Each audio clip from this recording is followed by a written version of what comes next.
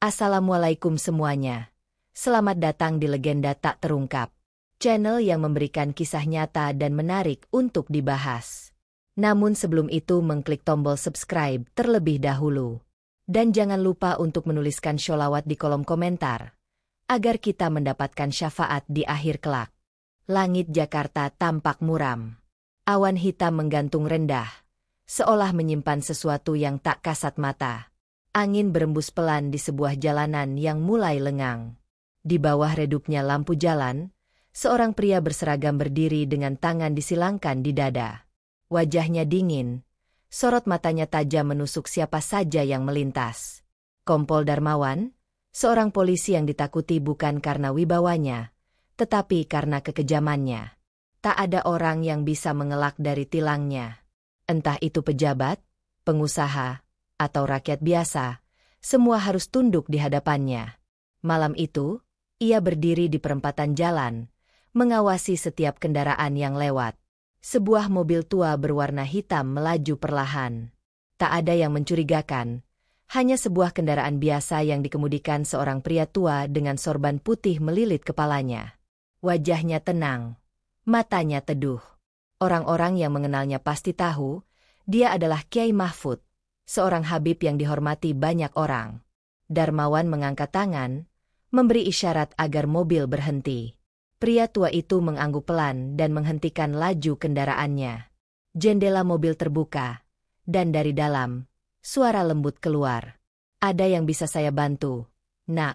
Suara Kiai Mahfud terdengar ramah, tanpa sedikit pun nada keberatan. Darmawan tak menjawab. Ia hanya mengamati mobil itu dengan tatapan curiga. Kemudian, dengan langkah berat, ia menghampiri kap mobil dan menepuknya keras. "Keluar," perintahnya dingin. Pengemudi mobil, seorang pria parubaya dengan wajah penuh garis-garis usia, segera turun dan berdiri di samping pintu. Kiai Mahfud tetap duduk di dalam, sesekali tersenyum seolah memahami sesuatu yang hanya dirinya yang tahu. Darmawan mengitari mobil, mengetuk-ngetuk bodinya dengan tangan. Mobil tua seperti ini pasti banyak masalah. "Surat-suratnya mana?" ucapnya ketus. Pengemudi segera menyerahkan berkas yang diminta. Darmawan mengambilnya dengan kasar, membuka lembar demi lembar, lalu mendengus pelan. "Masa berlaku hampir habis. Kau tahu ini bisa jadi pelanggaran berat," katanya, menatap pria itu dengan sinis. Pengemudi menelan ludah, berusaha tetap tenang. "Kami dalam perjalanan ke sebuah majelis. Mohon pengertiannya, Pak." Suaranya bergetar. Darmawan terkekeh, kemudian menutup map berkas dengan suara berdebam. "Pengertian? Kalau aku selalu memberi pengertian, bagaimana aku bisa hidup?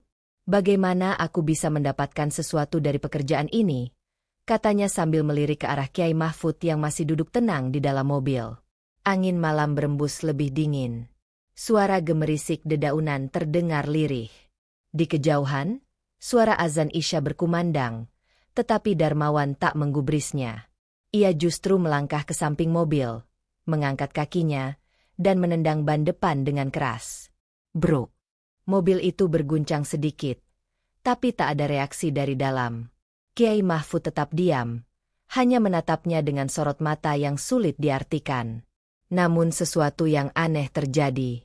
Saat kaki Darmawan menyentuh tanah setelah tendangannya, ia merasakan hawa dingin merayap cepat dari telapak kakinya ke seluruh tubuh. Tengkuknya mendadak meremang. "Hah!" Ia menghembuskan napas. Mendadak dadanya terasa sesak. Darmawan mundur selangkah. Tubuhnya gemetar tanpa alasan. Ia mengedarkan pandangan, mencoba memahami apa yang terjadi, tetapi malam semakin pekat. Angin bertiup lebih kencang, dan suara azan yang tadi samar kini terdengar menggema, seakan memenuhi seluruh jalanan sepi itu. Sebuah perasaan aneh mulai menyelimutinya. Dan di dalam mobil, Kiai Mahfud masih duduk diam. Matanya tetap mengamati Darmawan dengan ketenangan yang tak tergoyahkan. Darmawan berdiri terpaku. Napasnya memburu. Keringat dingin mulai mengalir di pelipisnya. Hawa di sekitar mendadak berubah. Udara yang semula hanya dingin malam biasa kini terasa menusuk tulang, seolah ada sesuatu yang mengawasi dari kegelapan. Ia melirik ke sekeliling. Jalanan itu kini terasa begitu sunyi. Tak ada suara kendaraan lain yang melintas. Tak ada suara jangkrik atau hembusan angin seperti biasanya. Seakan waktu berhenti di detik itu juga. Dadanya semakin sesak. Ia menggoyangkan kakinya, mencoba mengusir rasa aneh yang menjalar dari telapak kaki ke seluruh tubuhnya. Tetapi rasa dingin itu semakin kuat, menjalar cepat ke betis, lalu ke paha. "Ah, sial!"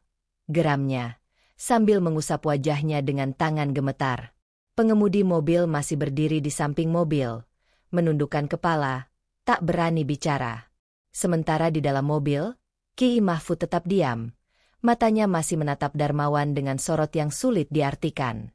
"Apa yang kau lihat?" bentak Darmawan. Suaranya terdengar lebih kasar dari sebelumnya. Tetapi Kiai Mahfud tak menjawab. Ia hanya menghela napas pelan, lalu memalingkan wajah ke depan, seolah tak ingin memperpanjang urusan. Tiba-tiba, rasa panas membakar leher Darmawan. Ia meraih kerah bajunya, berusaha menariknya, merasa seperti ada sesuatu yang menekan kulitnya dari dalam.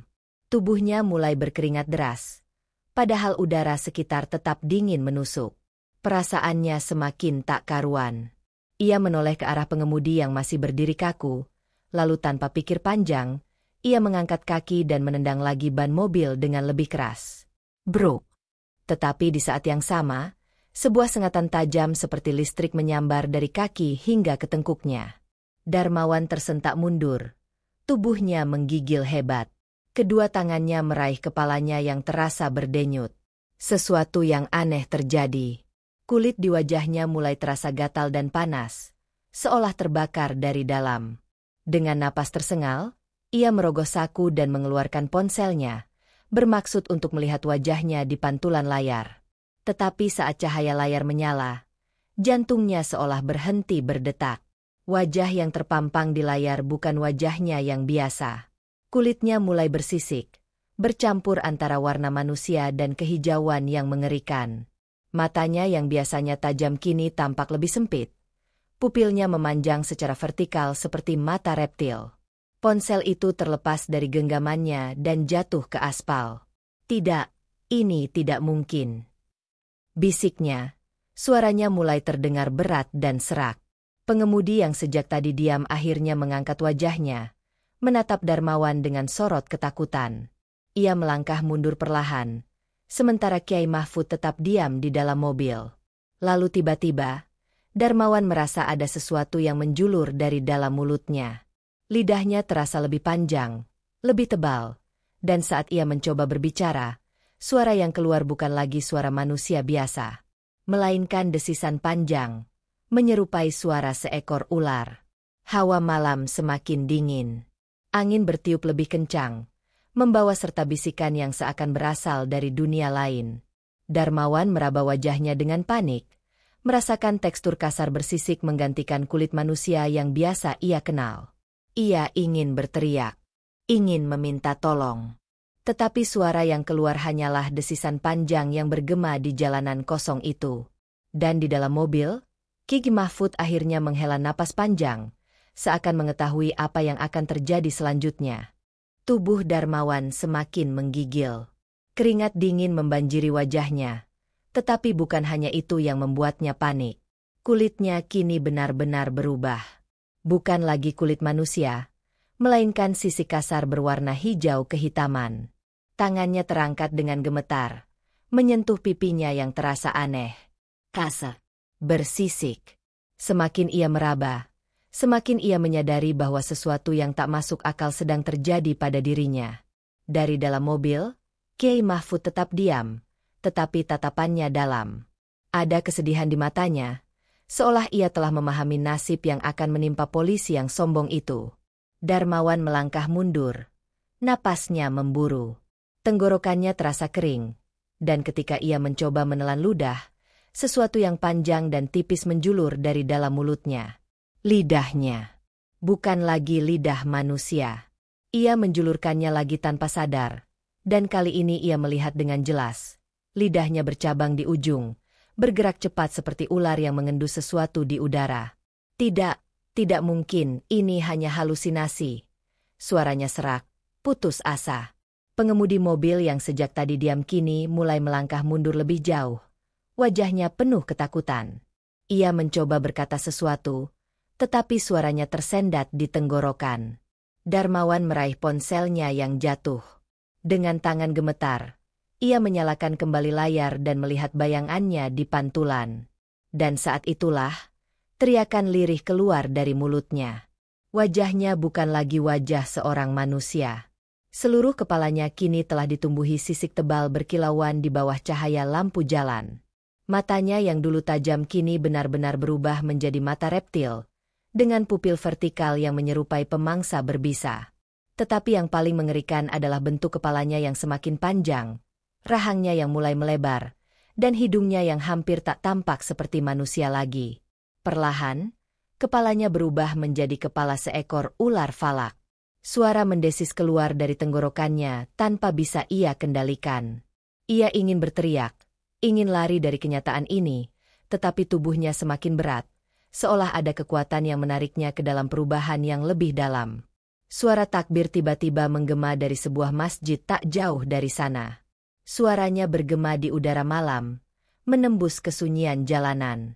Seketika itu juga, kepala Darmawan terasa semakin panas, seperti terbakar dari dalam. Ia mencengkeram kepalanya, mengerang kesakitan. Di sekelilingnya, udara terasa lebih dingin, lebih pekat. Angin bertiup kencang, membawa serta suara bisikan yang terdengar begitu jauh namun menusuk telinga. Darmawan berusaha melangkah, tetapi tubuhnya semakin sulit digerakkan. Dan saat itu, ia menyadari sesuatu yang lebih mengerikan. Bukan hanya kepalanya yang berubah. Kedua tangannya kini juga mulai bersisik. Jari-jarinya memanjang, kukunya mengeras, semakin menyerupai cakar reptil. Ia bisa merasakan otot-otot tubuhnya yang perlahan berubah, menggeliat seperti ular yang siap melepaskan kulit lamanya. Napasnya semakin berat. Setiap embusan terasa seperti bara api yang membakar tenggorokannya. Dan di depan mobil hitam itu, Ki Mahfud akhirnya menutup matanya. Ia telah melihat cukup banyak keangkuhan manusia. Dan kini, ia menjadi saksi dari sebuah keadilan yang tak bisa diganggu-gugat. Darmawan meronta, mencoba menahan perubahan yang menguasai tubuhnya. Tetapi semakin ia melawan, semakin cepat sisik itu merambat, menutupi seluruh wajah dan lehernya. Dadanya berdegup kencang, seakan ada sesuatu yang hendak meledak dari dalam. Napasnya terasa berat. Setiap tarikan udara seolah memenuhi paru-parunya dengan sesuatu yang dingin dan beracun. Di kejauhan, suara takbir masih berkumandang, bergema di antara gedung-gedung kota yang mulai terasa asing bagi dirinya. Suara itu seakan menusuk hingga ke tulang, membuat tubuhnya semakin bergetar hebat. Pengemudi mobil kini tak mampu lagi menahan ketakutannya. Dengan langkah goyah, ia berlari menjauh, meninggalkan Darmawan yang masih berdiri dengan tubuh setengah berubah. Tapi Darmawan tak bisa lagi berpikir tentang orang lain. Ia hanya bisa merasakan rasa panas yang membakar dari dalam, melahap setiap inci tubuhnya yang kini semakin menyerupai seekor ular raksasa. Dengan sisa kesadarannya, ia berusaha mencari pertolongan. Tetapi saat ia membuka mulutnya, yang keluar bukan lagi suara manusia, melainkan desisan panjang, mengerikan, yang bergetar di udara malam. Tangannya terangkat ke wajahnya, meraba mulutnya yang kini lebih lebar, rahangnya lebih kuat, dan lidahnya semakin panjang serta bercabang. Ia ingin berteriak, ingin berlari, ingin kabur dari kenyataan ini. Tetapi tubuhnya sendiri sudah tak lagi bisa ia kenali. Tiba-tiba, tubuhnya tersentak hebat. Rasa sakit yang luar biasa merayapi tulang-tulangnya, seakan dipaksa berubah bentuk oleh kekuatan yang tak terlihat. Lututnya melemah, tubuhnya terhuyung, lalu jatuh ke aspal dengan bunyi berdebam keras. Dan di sanalah, di bawah cahaya lampu jalan yang remang-remang, perubahan terakhirnya terjadi. Rambutnya rontok seketika, meninggalkan kepala yang kini sepenuhnya tertutup sisik kasar. Matanya yang dulunya tajam dan berwibawa kini tak lebih dari mata seekor reptil haus darah. Rahangnya semakin melebar, giginya memanjang seperti taring pemangsa. Ia telah kehilangan wujud manusianya. Ia telah menjadi sesuatu yang lain. Sesuatu yang seharusnya tak pernah ada. Di dalam mobil, Kiai Mahfud menatap pemandangan itu dengan sorot mata penuh iba. Ia menghela napas panjang, lalu membuka pintu mobil dengan perlahan. Tanpa sedikit pun rasa takut, ia melangkah keluar dan berdiri di hadapan makhluk yang kini bukan lagi Darmawan. Hawa malam semakin mencekam. Suara angin berdesir seperti bisikan kematian. Dan di antara sunyi yang menegangkan, Kiai Mahfud akhirnya mengucapkan kata-kata yang begitu berat didengar. Sudah terlambat. Tubuh Darmawan yang kini telah menjadi sosok mengerikan menggeliat di atas aspal. Desisan panjang keluar dari mulutnya yang kini berbentuk rahang ular falak. Matanya yang berwarna keemasan dengan pupil vertikal menatap sekeliling dengan bingung, marah, dan ketakutan. Napasnya tersengal. Dadanya naik turun dengan gerakan tidak wajar. Ia ingin berbicara, ingin meminta tolong. Tetapi setiap kali mulutnya terbuka, yang keluar hanyalah suara mendesis menyeramkan. Langit Jakarta terasa lebih gelap dari biasanya. Angin malam bertiup kencang, membawa hawa dingin yang menusuk hingga ke tulang. Di kejauhan, suara kendaraan masih berlalu lalang. Tak ada yang menyadari kejadian mengerikan yang tengah berlangsung di sudut jalan ini. Kiai Mahfud berdiri tak jauh dari sosok yang kini bukan lagi manusia. Sorot matanya penuh iba, tetapi juga tegas. Ia tahu apa yang telah terjadi bukanlah sekadar fenomena biasa. Ini adalah azab. Kau telah melampaui batas. Suara Kiai Mahfud terdengar berat. Keangkuhanmu, kesombonganmu, dan perlakuanmu terhadap orang lain telah membawamu pada kehancuran ini. Darmawan, atau apapun ia sekarang, mendesis marah. Tubuhnya bergeliat, cakar-cakar tajam di ujung tangannya mencakar aspal, meninggalkan bekas goresan dalam. Ia tidak terima, tidak percaya. Ini pasti hanya mimpi buruk. Ia ingin bangun. Ia ingin kembali ke tubuhnya yang lama. Tetapi hawa dingin yang menjalari tubuhnya, sisi kasar yang menutupi kulitnya, serta ekor panjang yang kini menggantikan kakinya memberitahukan kenyataan yang tak bisa dihindari. Ia benar-benar telah berubah. Tiba-tiba, dari kejauhan, terdengar suara langkah kaki tergesa-gesa. Beberapa warga yang penasaran akhirnya datang, tertarik oleh suara aneh yang terdengar sejak tadi. Begitu mereka melihat sosok Darmawan di bawah cahaya redup lampu jalan, teriakan ketakutan pun pecah. Astagfirullah. Apa itu? Seorang pria parubaya jatuh terduduk. Wajahnya pucat pasi. Seorang wanita menjerit sebelum buru-buru menutup mulutnya dengan kedua tangan. Beberapa pemuda yang baru saja datang langsung mundur beberapa langkah. Wajah mereka dipenuhi ketakutan. Desas-desus mulai menyebar. Kabar tentang seorang polisi yang terkena azab karena telah menendang seorang Habib kini mulai mengalir di antara mereka. Ini pasti hukuman dari Allah, bisik seseorang dengan suara gemetar. Darmawan hanya bisa menatap mereka dengan mata penuh kepanikan. Ia ingin mengatakan bahwa ini semua tidak benar. Ingin meminta mereka untuk membantunya.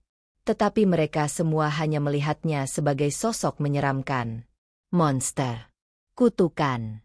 Dan itu membuat rasa takut dalam dirinya semakin menjadi. Tiba-tiba, tubuhnya kembali tersentak hebat. Kali ini, rasa sakitnya jauh lebih mengerikan. Seolah ada sesuatu yang meremukkan tulang-tulangnya dari dalam. Ia melolong, atau lebih tepatnya mendesis panjang, merasakan sesuatu yang tak bisa ia kendalikan lagi.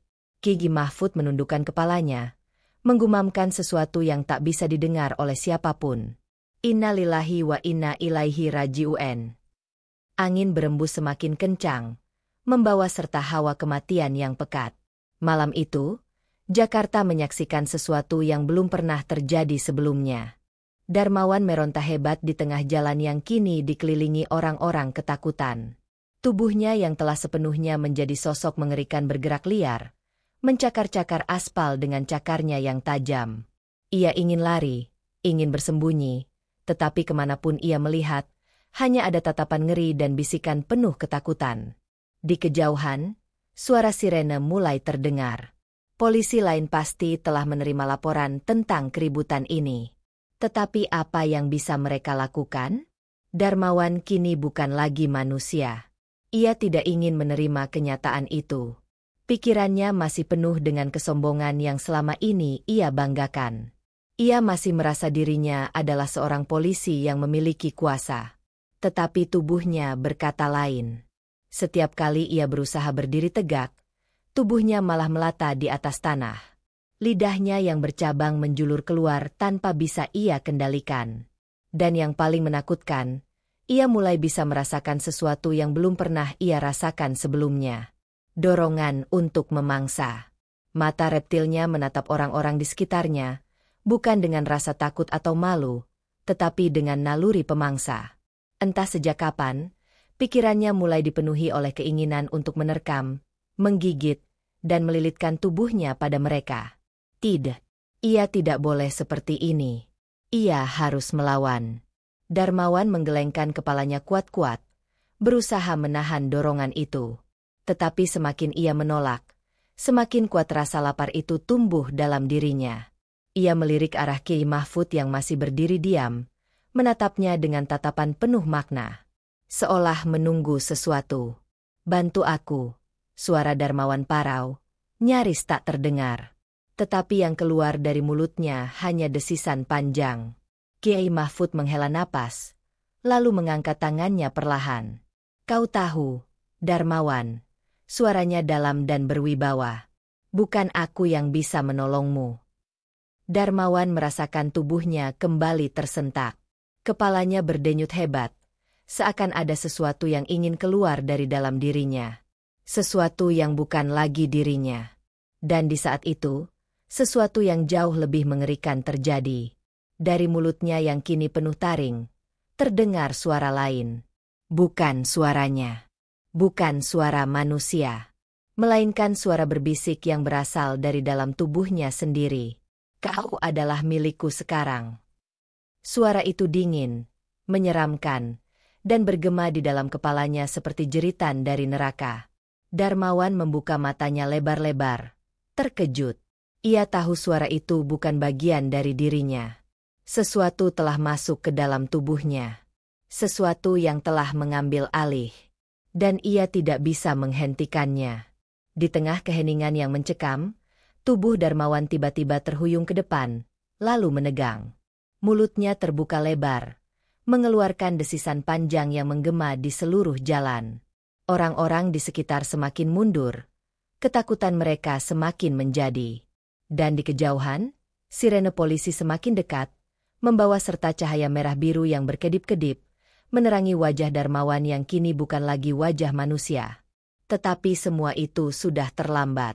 Sesuatu yang mengerikan telah bangkit di dalam dirinya. Dan tidak ada yang bisa menghentikannya. Cahaya merah biru dari sirene polisi berkedip-kedip di antara gelapnya malam. Suara kendaraan mendekat, membawa lebih banyak orang ke tempat kejadian. Namun, tak satu pun dari mereka yang siap menghadapi apa yang akan mereka lihat. Darmawan, atau makhluk yang dulu bernama Darmawan, mengangkat kepalanya perlahan. Tubuhnya kini telah sepenuhnya berubah. Sisik hitam mengkilap menutupi seluruh badannya. Matanya menyala keemasan, memantulkan cahaya dengan tatapan kosong yang tidak lagi memiliki kemanusiaan. Ekornya yang panjang bergeliat di atas aspal, menciptakan suara gesekan yang mengerikan. Para polisi yang baru tiba terkejut bukan main. Mereka tak percaya dengan apa yang mereka lihat. Beberapa dari mereka bahkan mundur selangkah, sementara yang lain secara refleks meraih senjata. "Astaga, apa ini?" Seorang polisi berbisik dengan suara bergetar. Tak ada yang bisa menjawab. Kiai Mahfud masih berdiri tegap, tak bergeming sedikitpun. Wajahnya tenang, tetapi matanya penuh kewaspadaan. Ia tahu, ini bukan lagi sekadar azab. Sesuatu yang lebih besar sedang terjadi. Di dalam tubuh Darmawan, suara itu kembali berbisik. "Kau adalah bagianku sekarang." Sebuah kekuatan mengerikan menjalar dari dalam tubuhnya, membuatnya menggigil. Ia tidak lagi memiliki kendali. Perlahan, kepalanya terangkat, dan untuk pertama kalinya, ia melihat manusia bukan sebagai sesama, tetapi sebagai mangsa. Dan naluri itu semakin kuat. Di sekelilingnya, ketakutan semakin terasa. Beberapa warga mulai melarikan diri. Polisi yang tiba mencoba untuk tetap profesional, tetapi tangan mereka bergetar saat mengangkat senjata. "Berhenti di tempat," teriak seorang perwira. Darmawan hanya mendesis. Dalam satu gerakan cepat, tubuhnya melesat ke depan. Ekornya yang panjang menghantam keras ke arah mobil polisi, menghancurkan kaca depan dan meremukkan kap mesinnya dalam sekali ayunan. Suara kaca pecah dan logam melengkung terdengar memekakkan telinga. Beberapa polisi langsung melepaskan tembakan. Dor, dor, dor. 3 tembakan beruntun menghantam tubuh Darmawan, tetapi tak satu pun melukai kulit bersisiknya. Ia tidak lagi manusia. Ia adalah sesuatu yang jauh lebih mengerikan. Suasana berubah kacau. Beberapa polisi berusaha menarik warga menjauh, sementara yang lain tetap mencoba menghentikan makhluk itu dengan senjata mereka. Tetapi setiap tembakan hanya terasa seperti gigitan semut bagi tubuhnya yang kini kebal peluru. Darmawan mendesis panjang. Tubuhnya membungkuk rendah, bersiap untuk menyerang. Ia bisa mendengar detak jantung manusia di sekitarnya. Ia bisa mencium bau ketakutan mereka. Ia ingin berburu. Tiba-tiba, suara berat memenuhi udara. Hasbunallah wa ni'mal wakil. Suara itu datang dari Kiai Mahfud. Suasana langsung berubah. Angin yang tadinya bertiup liar tiba-tiba berhenti. Hawa di sekitar terasa lebih dingin, seolah ada sesuatu yang lebih besar sedang turun. Tubuh Darmawan tersentak. Ia merasakan tekanan luar biasa yang menghantam dirinya dari segala arah. Seolah ada kekuatan tak terlihat yang berusaha menahan dirinya. Matanya berputar liar. Ia ingin melawan. Ingin bergerak. Tetapi tubuhnya tak bisa digerakkan. Kiai Mahfud melangkah maju. Tatapannya lurus ke arah Darmawan yang kini membeku di tempatnya. "Jika kau masih memiliki kesadaran, Darmawan," suara Kiai Mahfud dalam dan bergetar, "lawanlah. Karena jika tidak, kau akan sepenuhnya hilang selamanya." Tubuh Darmawan semakin menegang. Di dalam dirinya, suara lain kembali bergema, semakin kuat dan semakin dalam. Tidak ada jalan kembali. Tapi di balik suara itu, ada sesuatu yang lain. Sesuatu yang kecil, samar, tetapi masih ada. Suara dirinya sendiri. Dan kini, pertarungan sesungguhnya akan dimulai. Darmawan berdiri terpaku di tengah jalan yang porak-poranda. Tubuhnya yang kini berbentuk ular falak masih bergetar hebat. Kekuatan yang menahannya terasa seperti rantai tak kasat mata yang mencengkeram setiap inci tubuhnya. Menekan, memaksa, menariknya kembali ke sesuatu yang seharusnya. Di dalam kepalanya, suara itu masih berbisik. "Kau tidak bisa kembali." Suara itu kini semakin dalam, semakin gelap, seperti ribuan bisikan dari jurang yang tak berujung. Setiap kata yang diucapkan menggema, berlipat ganda, berputar-putar di dalam pikirannya seperti pusaran air yang siap menelannya bulat-bulat. Tapi di tengah-tengah kegelapan itu, ada suara lain. Lemah, tetapi nyata. Suara dirinya sendiri. "Aku masih di sini." Sesuatu di dalam diri Darmawan mulai memberontak. Ia tidak ingin lenyap. Ia tidak ingin dikendalikan. Tetapi kekuatan yang membelenggunya terlalu kuat. Perlahan, kesadarannya semakin kabur. Dunia di sekitarnya mulai memudar, berubah menjadi kegelapan pekat. Sampai tiba-tiba, terdengar suara lain. Suara yang ia kenal. "Pak Darmawan." Darmawan terhuyung. Matanya yang keemasan bergetar. Suara itu, suara istrinya. Ia menoleh, dan di kejauhan, ia melihat sosok wanita yang berdiri di tengah kerumunan, menatapnya dengan mata penuh ketakutan dan air mata yang mengalir deras. Sari, istri yang selama ini ia abaikan. Wanita yang selalu bersabar menghadapi sifat kasarnya. Wanita yang selalu menunggunya pulang meskipun ia jarang memberikan kasih sayang. Dan kini, wanita itu berdiri di sana, menatapnya bukan dengan kebencian, bukan dengan amarah. tetapi dengan kesedihan. Darmawan merasakan sesuatu di dalam dadanya bergemuruh. Ia masih manusia. Ia masih Darmawan. Tidak, ia berteriak dalam kepalanya. Suara itu kembali berbisik. Kali ini lebih tajam. Kau milikku sekarang. Darmawan menggertakkan taringnya. Tubuhnya mulai bergetar lebih hebat. Dan untuk pertama kalinya, ia merasakan rasa sakit yang luar biasa di dalam dirinya. Pertarungan itu telah dimulai. Di luar tubuhnya, Kyai Mahfud masih berdiri tegap. Mulutnya terus bergerak, membaca ayat demi ayat dengan suara yang semakin lantang. Hawa di sekeliling mereka menjadi lebih berat, seakan ada sesuatu yang menekan dari langit, sesuatu yang tidak bisa dilihat, tetapi bisa dirasakan. Darmawan mencakar aspal dengan cakarnya yang tajam, mencoba mempertahankan bentuknya. Tetapi perlahan, sisik-sisik di tubuhnya mulai mengelupas. Ekornya yang panjang mulai bergetar, mengejang hebat. Ia berteriak. Teriakan panjang yang bukan lagi desisan, tetapi jeritan seorang manusia. Suara yang penuh kesakitan, penuh keputusasaan.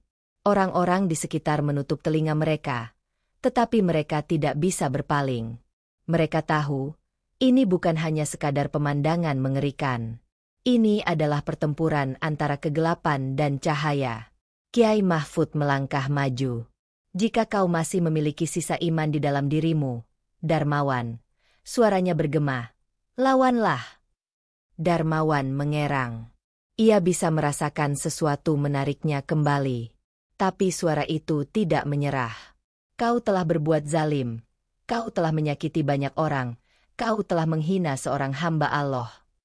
Suara itu terdengar seperti belenggu yang semakin menjerat. Ini adalah hukumanmu. Terima saja. Tidak. Darmawan menggigit lidahnya sendiri, mencoba mengembalikan kesadarannya. Tidak. Ia tidak akan menyerah pada suara itu. Dengan seluruh kekuatan yang tersisa, ia berteriak di dalam kepalanya. Aku adalah Darmawan. Dan tiba-tiba, semuanya meledak dalam cahaya putih yang menyilaukan. Teriakan Darmawan menggema di seluruh penjuru jalan, bercampur dengan cahaya putih yang tiba-tiba meledak dari tubuhnya. Langit yang semula gelap kini seolah bergetar.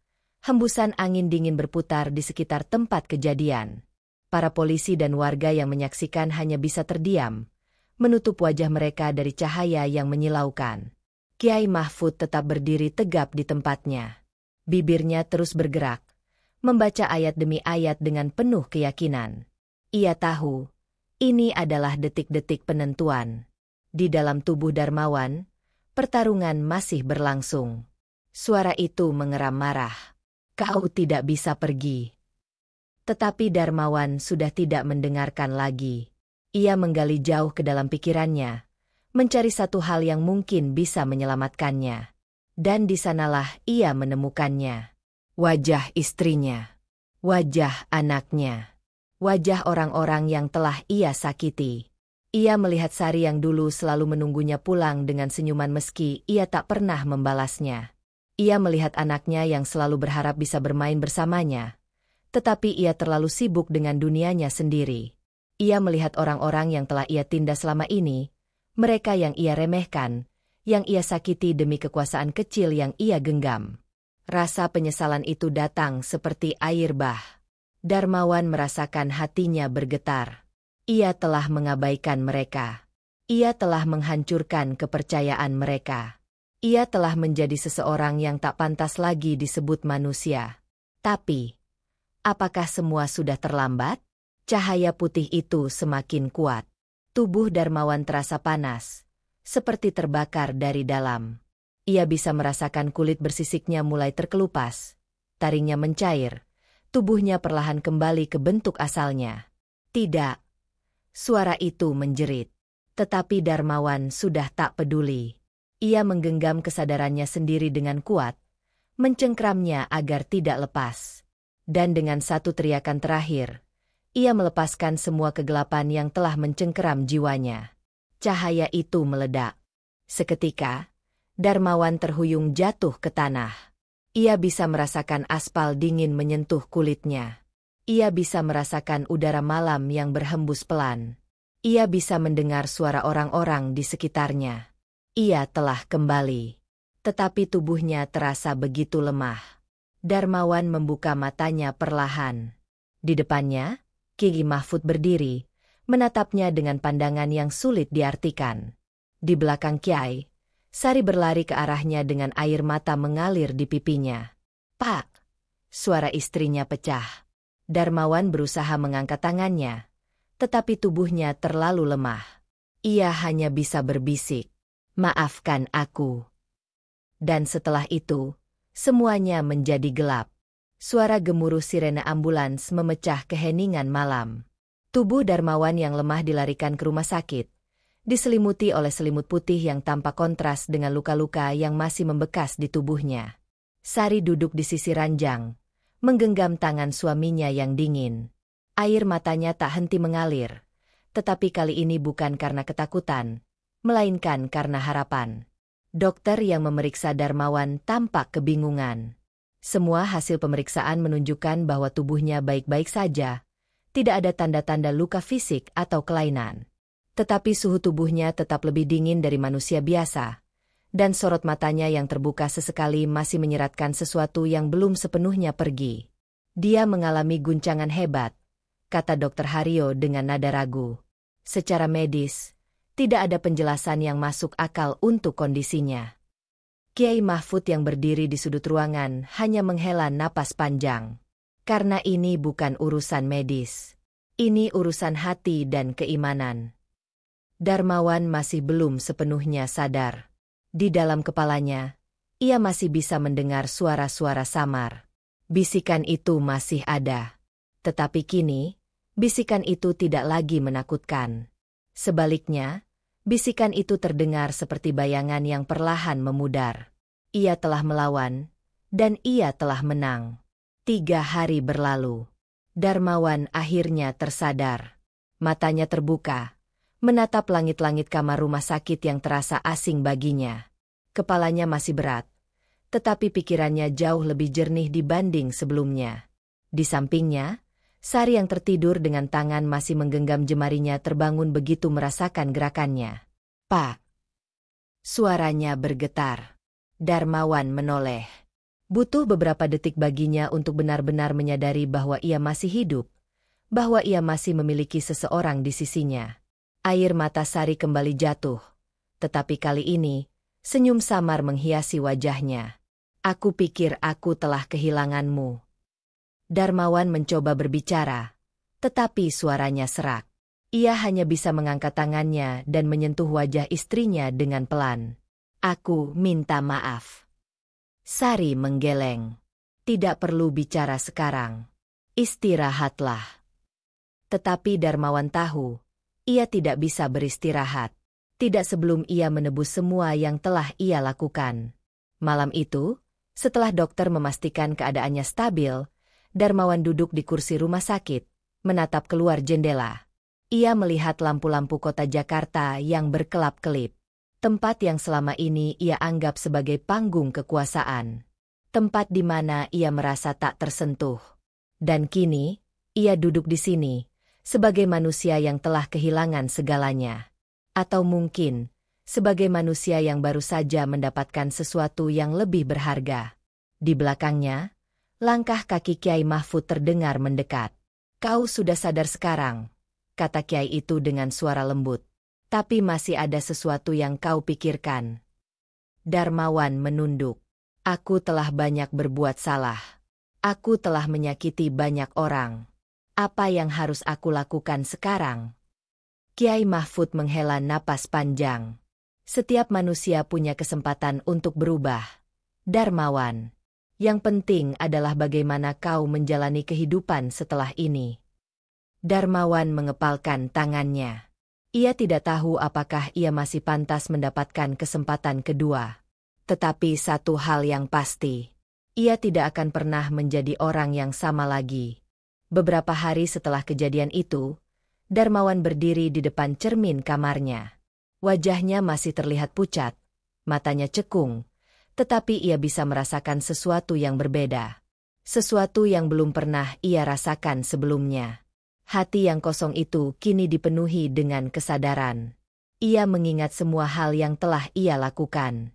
Orang-orang yang telah ia tindas. Suara-suara ketakutan yang dulu ia abaikan. Bayangan masa lalu itu kembali menghantuinya. Tetapi kali ini bukan untuk menakutinya, melainkan untuk mengingatkan bahwa semua itu nyata. Pintu kamar terbuka perlahan.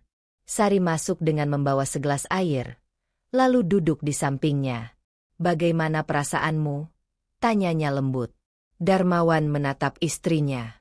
Wanita yang telah ia sakiti begitu lama, tetapi tetap bertahan di sisinya. "Aku tidak tahu harus mulai dari mana," jawabnya jujur. Sari tersenyum tipis. "Mungkin dari meminta maaf." Kata-kata itu sederhana, tetapi terasa begitu berat. Darmawan tahu, meminta maaf bukan hanya sekadar kata-kata. Itu adalah janji. Janji bahwa ia tidak akan mengulangi kesalahan yang sama. Pagi berikutnya, Darmawan mengenakan pakaian sederhana dan berjalan keluar rumah.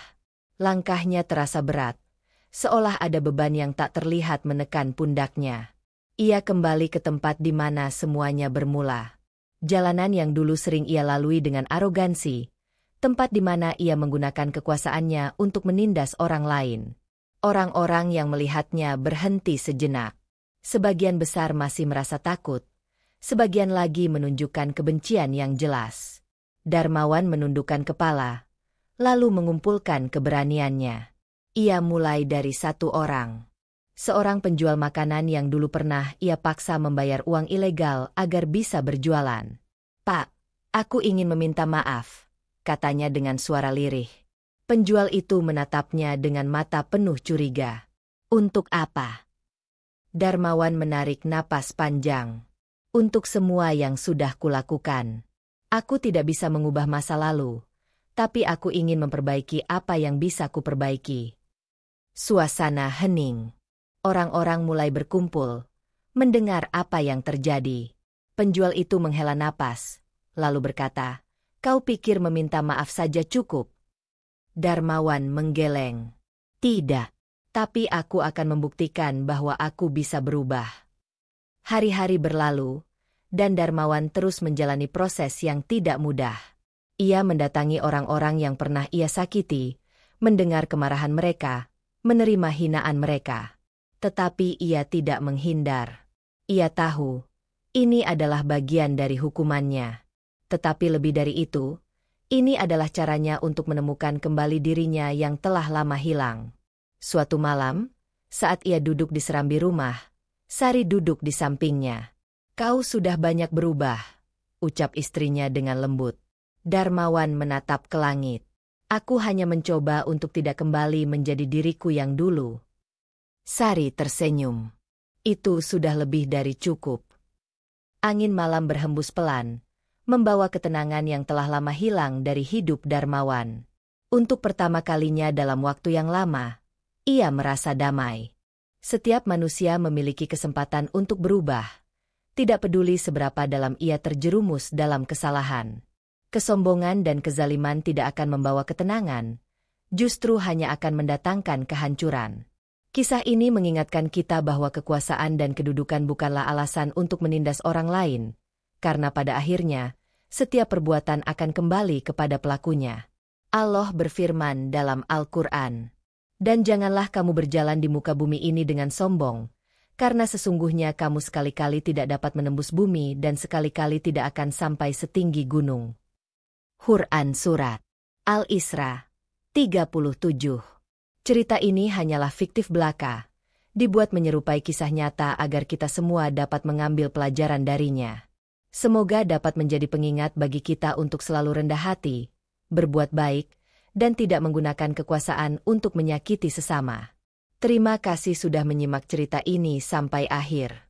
Jika kalian menyukai kisah ini, jangan lupa untuk like, komentar, dan subscribe agar tidak ketinggalan cerita menarik lainnya. Sampai jumpa di kisah berikutnya.